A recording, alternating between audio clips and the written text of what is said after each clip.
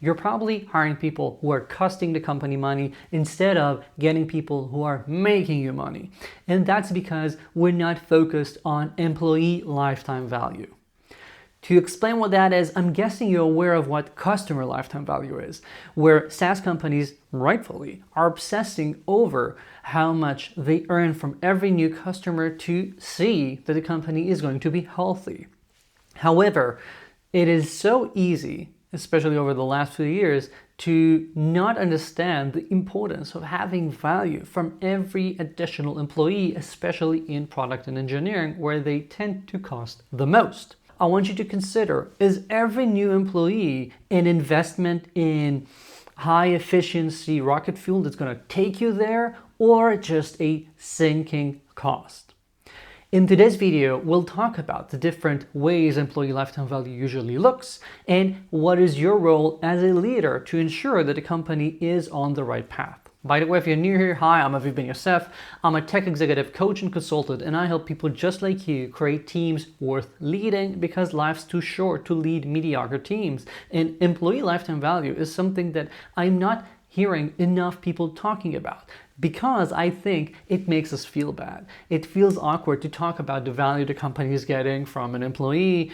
Some people still think that talking about profitability is odd when we're talking about how many people should we be staffing. However, that notion really makes no sense, especially with the changes we're seeing in the industry. We have to realize that driving real profitable growth means that every single person in the team is carrying their weight. To do that, we have to know how to lead people properly, how to choose the right people, and identify when there's an issue, because otherwise, you know what's going to happen, the layoffs are going to come, and no one likes layoffs. So what's employee lifetime value? It's how much impact an employee creates in the company over time. And what's important here is not any specific point, but I care about the trend, about the growth trajectory these people have, so I can see that they're going to have just more and more impact on the company as time passes.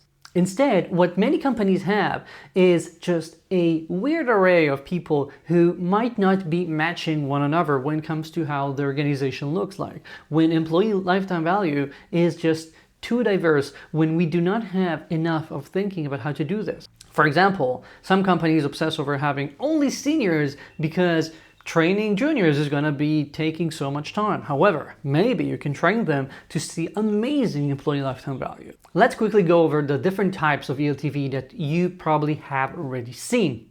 First of all, there's the fast burner. Maybe you've seen people who, when they started, they had such a tremendous impact. They were like a breath of fresh air because they came in and immediately they tried to change everything, and everyone liked seeing them being so energetic, and they moved things. Sometimes this is the exemplary first employee type, the person who comes in and dabbles with everything.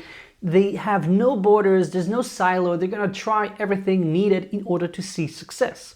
However, as fast as they started, that's as fast as they burn out. They're working so hard. Sometimes they're not seeing enough progress, or just, it's incredibly hard to maintain that level of energy for so long that they just blaze too fast. And the lifetime value of those employees is essentially the first quarter or two before these people burn out.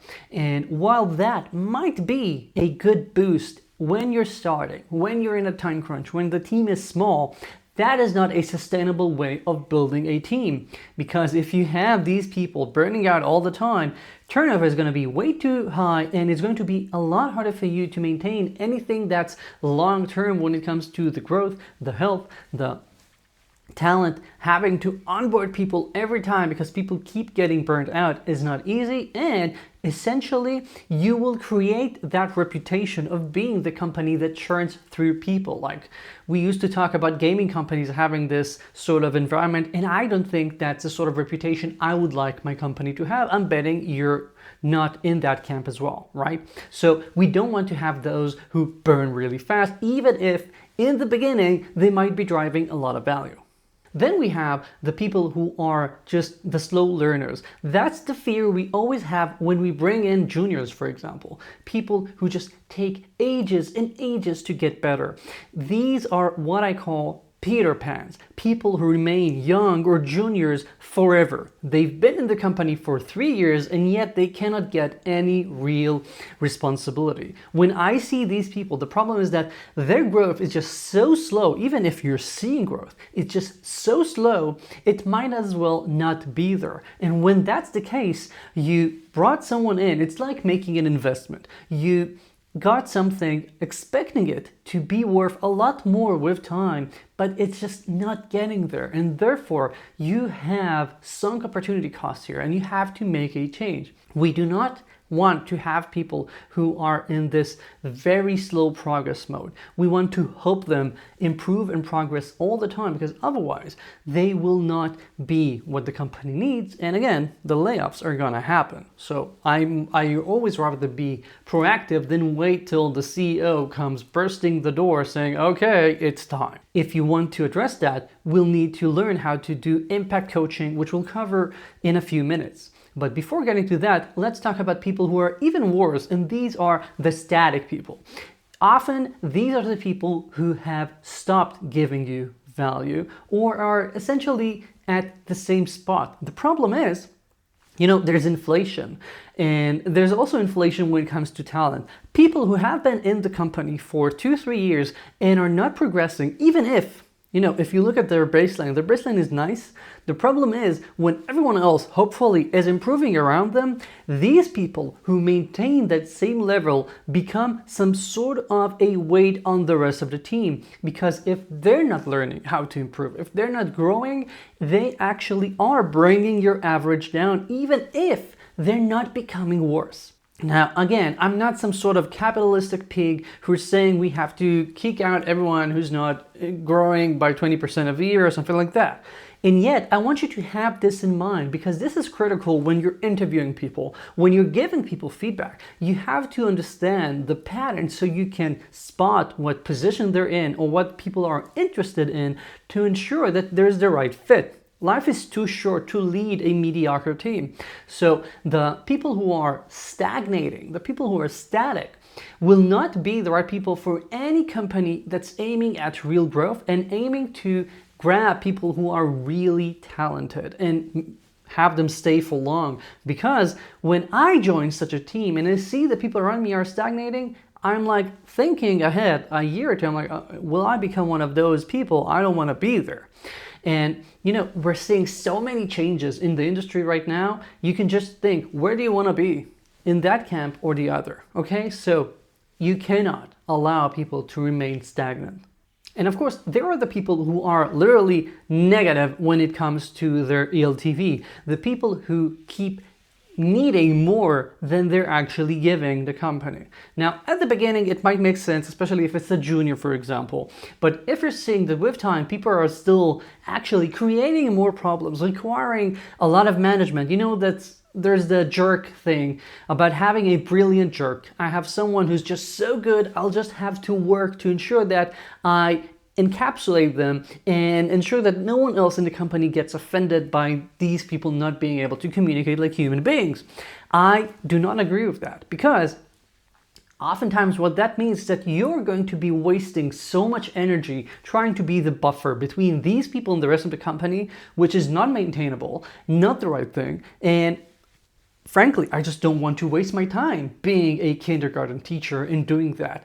So when I have people who require so much attention, who keep having issues, who don't want to grow, who are not the right cultural fit, these people who obviously have a negative impact on the company, who do not provide you enough value, these are probably the people who need to get really, in your face feedback right now, if not 6 months ago, or already be on their way out.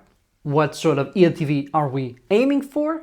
I want to see people always making a steady progress. And I'm okay with linear progress. It doesn't have to be exponential growth. I'm not expecting people to become so much better every week. But I do want to see constant improvement. When we have that, that means that even if you have a team that's the same size, January 1st, 2025 and January 1st, 2026, even if I have the same team and no one was added, if they are actually growing constantly, my team will be better a year from today. My team will be able to deliver more, deliver faster, provide more impact for the company. And therefore, it's becoming a team that's more profitable, whose eLTV is just growing. That's what we're aiming for. That's how you create a team, especially nowadays, that's aiming to create a profitable engineering group and that can make you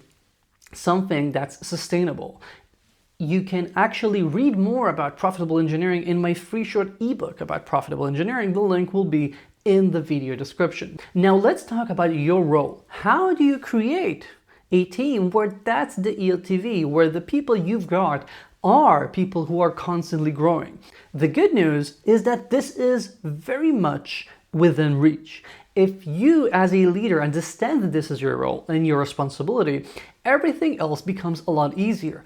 Thinking about the eLTV will help you ensure that whatever choices you make and how you lead your managers in the organization will help ensure that the people that we have are people who are growing correctly and therefore becoming even more valuable for the company, which means that they themselves are becoming more valuable. This is a win-win. And I would say that this is the only possible path forward that's sustainable in today's industry.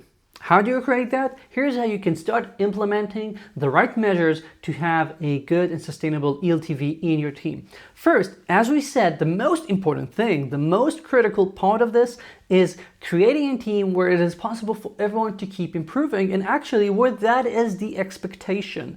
I do not want people who are stagnating. I want people who keep improving. So I have what I call the impact coaching framework, which is about installing these coaching iterations for people between 2 to 4 months.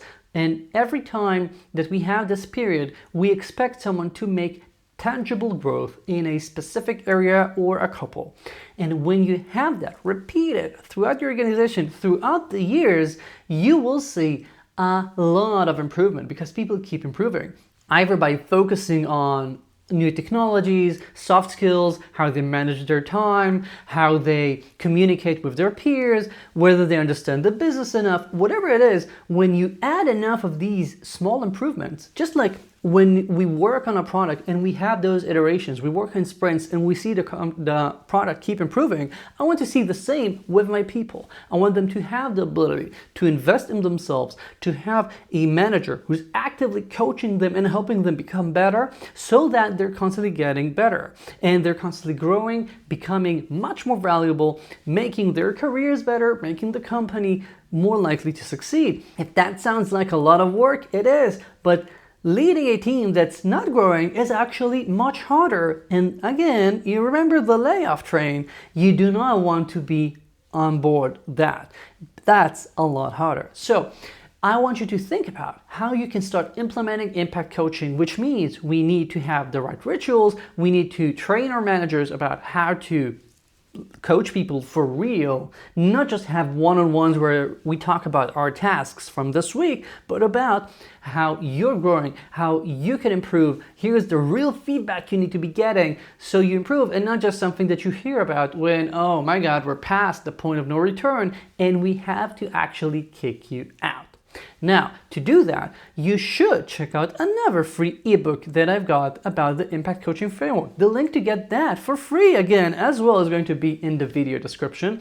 And I think I have a video where I describe how we can implement this real quick in your organization. If I remember correctly, the link to that will be in some card here on screen right now. However, what's most important to understand for this first measure is that it is not that hard to get started. In fact, I released that ebook only a few months ago, and within a month I already started getting emails from VPs of engineering and CTOs worldwide telling me that they're already seeing the improvement this has made in their teams. Because for so many teams, this is really about a lot of low-hanging fruit once you just make people aware of our expectations and you start focusing on that. So just starting with this even though it might sound intimidating, is very, very possible. And actually, if you want help getting there, my email's in the video description. Write to me and let's talk about how you can get there real fast with your team. So a year from today, everyone's going to be so much better. You know, the best time to plant a tree is 20 years ago. The next best time is today. Don't wait. Start investing in your people. Next, to ensure that you're creating a team where the eLTV is healthy, ensure that people are having the right expectations when you're hiring them and when you're giving them feedback, performance reviews, whatever it is. People need to understand that we're in an organization where we expect people to continuously grow. Does that mean that, again, we're going to have to invest in their coaching, or that people will get some salary raises with time? Yeah, that's what it means. But again, I do not want to be prey for the talent inflation. I don't want to have people who stagnate, and therefore, even if I don't have to give them a raise, I actually am getting less value from them, because what the rest of the market is going through is actually improvement and growth. If you do not have the right expectation setting, aiming for a high growth culture is going to be a lot harder. And if you already have people on board, you're going to have this sync with them. You're going to have to reset expectations about how we as a team are going to keep improving and keep growing, because again, the only alternative is down the layoffs train. And I don't want you to get there. I think that if you will start having this, especially as teams naturally grow even slowly, with time, you'll get enough of momentum going on when it comes to having people focused on change and improvement. And even if naturally right now not all of your team is on board, once you start gathering success, once people start seeing others in their team growing, getting better, getting the right feedback, getting publicly complimented for the improvements they're making, people will want to improve, especially if you've got good people. And that's always my assumption.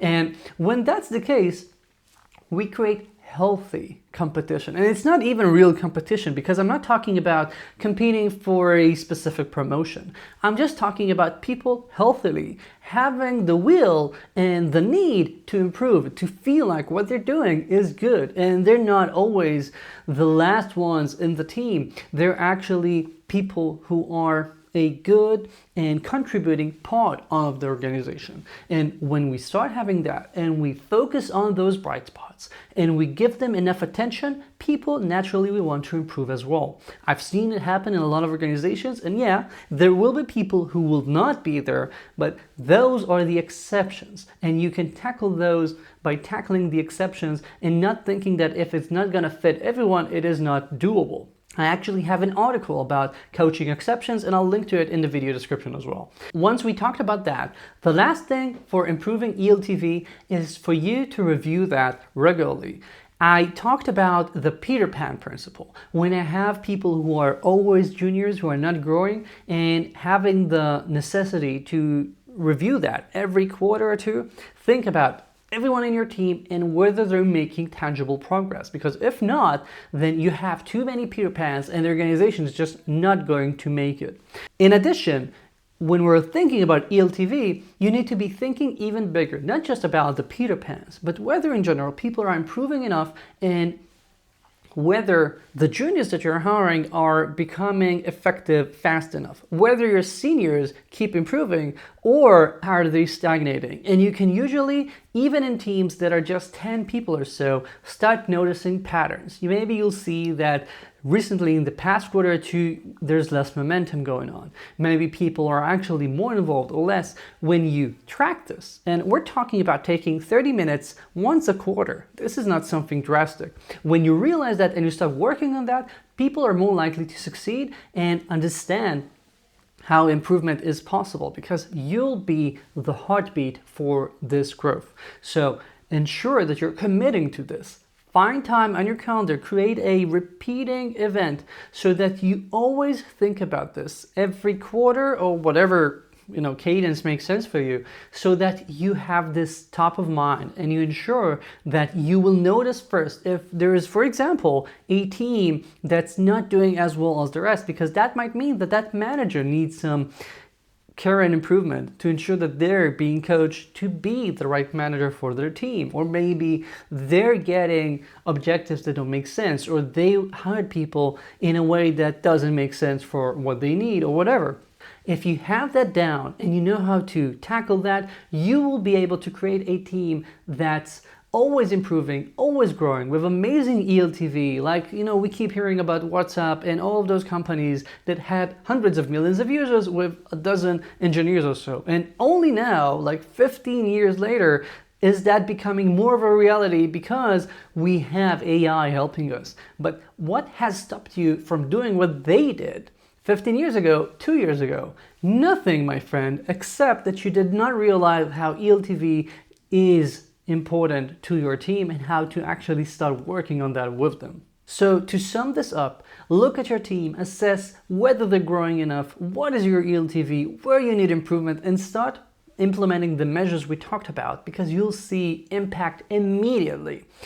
Stop treating your team like charity and instead realize that you need to lead a high impact portfolio when it comes to your team. They deserve it, the company deserves it, and you deserve it. Because again, life's too short to lead mediocre teams. Don't waste them. Thank you, and if you like this, like and subscribe, and let me know in the comments whether you're going to implement anything that I've talked about, because hey, I always like hearing about that. Thank you.